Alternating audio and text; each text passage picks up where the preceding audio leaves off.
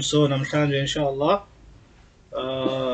sizofunda usura at-Tauba inguquko isahluko 9 verse number 33.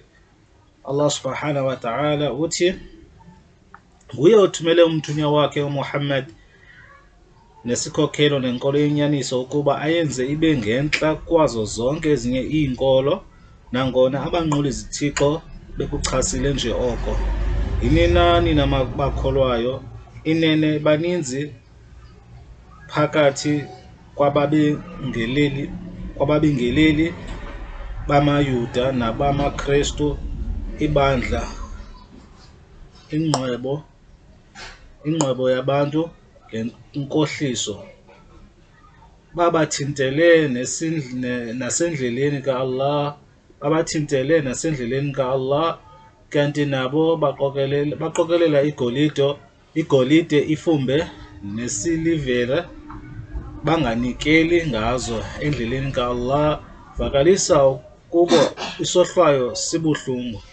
So Allah subhanahu wa ta'ala uthi kwezi verse kuProfet Muhammad sallallahu alaihi wasallam, ya Prophet Muhammad, ndikunike inkolo eyinyaniso, so le nkolo funeka ibe ntlanga kuzo zonke ezinye inkolo nangona nje abanquli zithixo bekuchasile nje oko. That means abantu abanqule ezinye izithixo ngaphandle kwa-Allah bayakuchasa oko, you understand? So abayisupport loo nto leyo.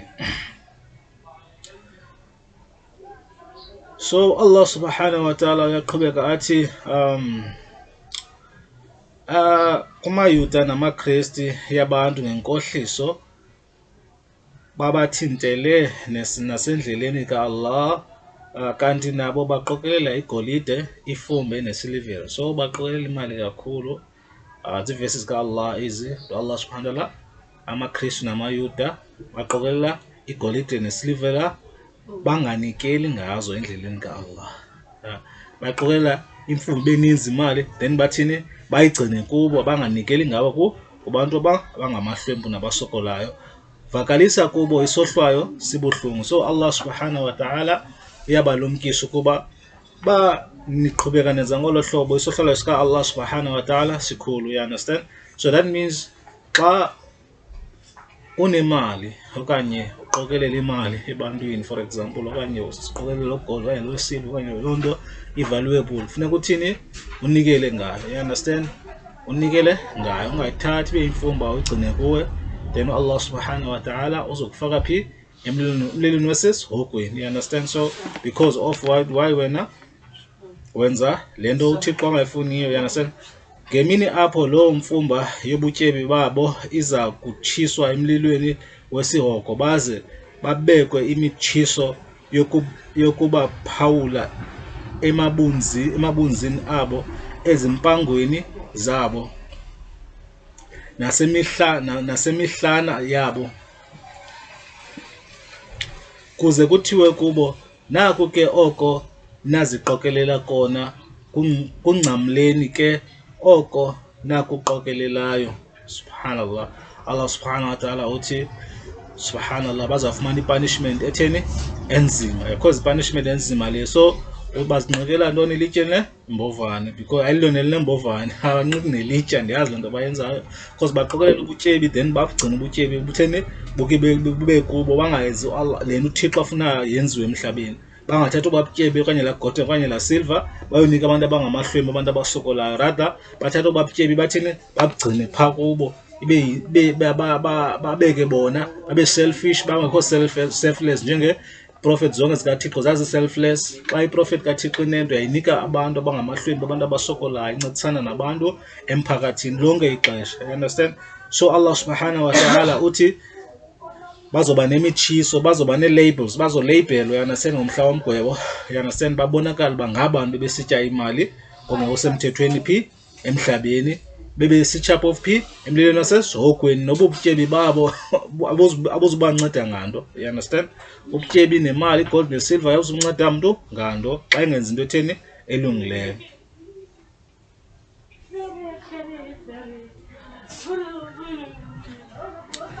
Oh, Allah subhanahu wa ta'ala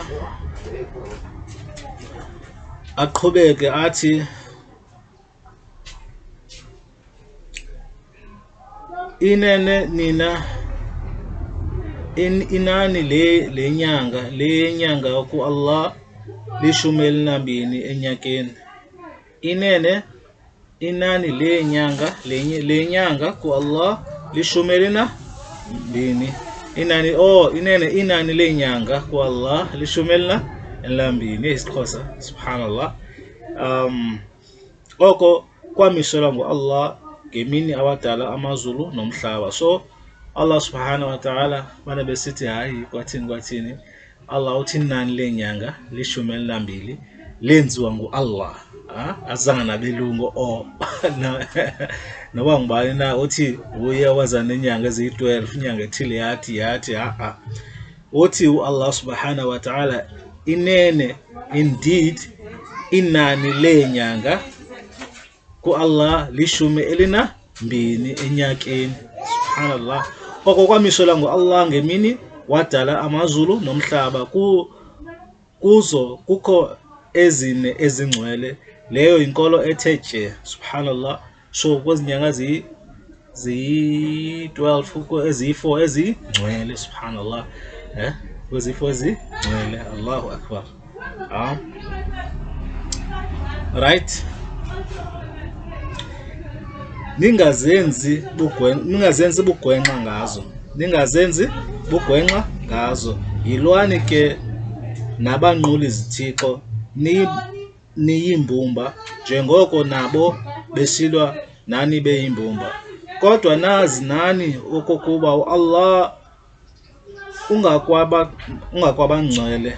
That means u-Allah subhanahu wa ta'ala xa usilwa abantu abanqula izithixo nabantu abangcwele abanqula abantu Allah obvious ungakabatheni kwabangcwele nabanqula u-Allah. Kananjalo urhoxiso lwenyanga engcwele lusandiso sokungakholwa ngaso isandiso eso.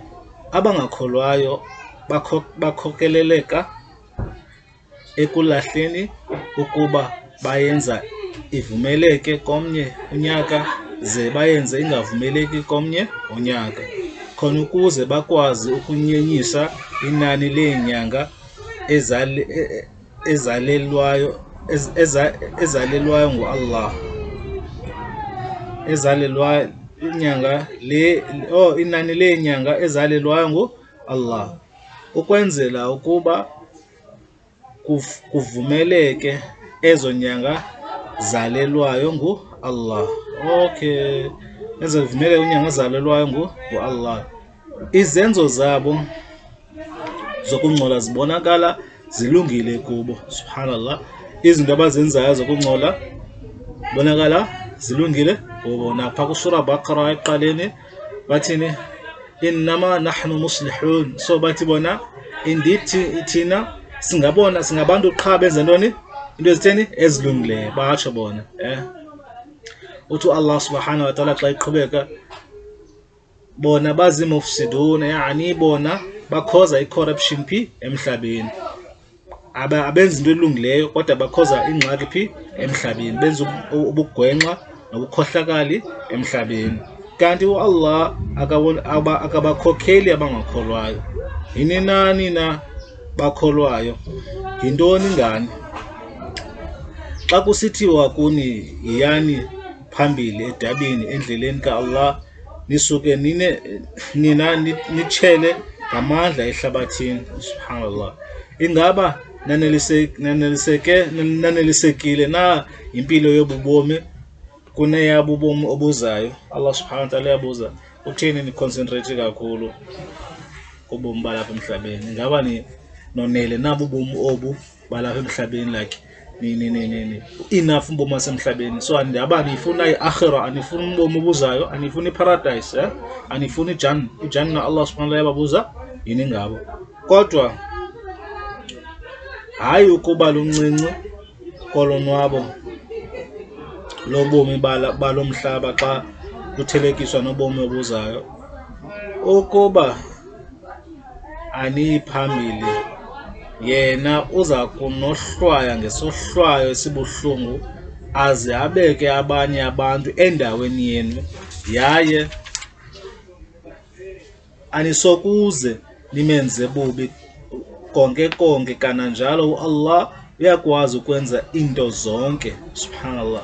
Allah subhanahu wa ta'ala uthi Allah baniyenzi lento nithumele yona emhlabeni ndinganisuse emhlabeni. Allah ta'ala ngasidelete afake abanye abantu abazokwenza lento ayifunayo. So lonke ixesha Allah subhanahu wa ta'ala samandoni kwezinto etheni efuna ngubani Allah, not into efuna sithi. You understand? Ilanto ekuthiwa ucontrol inafsi yakho. You understand? Xa uthi Allah subhanahu wa ta'ala bantwana baka Adam sanumenza 1 no 2 no 3 asimenzi. You understand? Silandela indlela ka Allah, silandela sunna ka Prophet Muhammad sallallahu alayhi wasallam.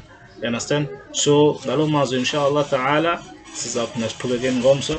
Wa sallallahu ala nabi al-ummi wa ala alihi ashabi barik wa sallim. Alhamdulillah rabbil alamin.